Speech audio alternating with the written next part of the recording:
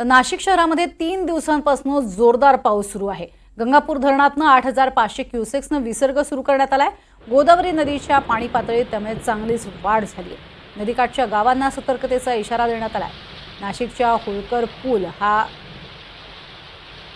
पुलाखालनं 13,000 cusecs वेगानं पाण्याचा विसर्ग सुरू आहे।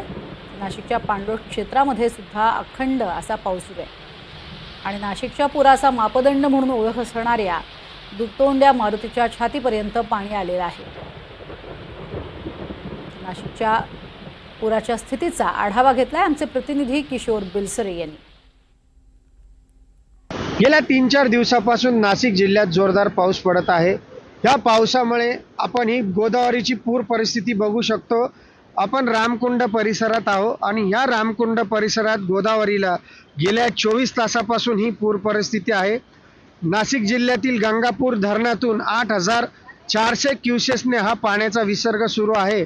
तर हा होळकर ब्रिज आहे। या होळकर ब्रिजच्या परिसरात 13,400 क्युसेसने गेल्या 24 तासापासून हा पाण्याचा विसर्ग सुरू आहे। कारण पाऊस अद्यापही थांबत नाही। काल रात्री देखील मोठ्या प्रमाणात पाऊस झाला, आज देखील मोठ्या प्रमाणात पाऊस झालेला आहे। या ठिकाणी अनेक पूल हे पाण्याखाली असताना काही बरेचसे या ठिकाणी पूर पाहण्यासाठी येतात, सेल्फी काढण्याकरता बरेचसे पर्यटक या ठिकाणी येताना दिसत आहे। ही पूर परिस्थिती गेल्या 24 तासापासून आहे। नाशिकच्या ह्या गोदावरीला अनेक भाविक भारतभरातून येत असतात। दशक्रिया विधी असो किंवा अस्थि विसर्जन असो, मात्र हे सर्व विधी आता हे वस्त्रांतर गृहाच्या मागील बाजूस केले जात आहे। काल झालेली गोदा आरती देखील या ठिकाणी या पूर परिस्थितीतच करण्यात आलेली आहे।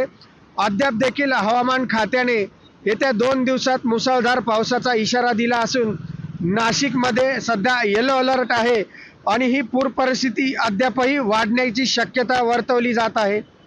कॅमेरामन अमर सोळंकीसह किशोर बेलसरे, NDTV मराठी, नाशिक।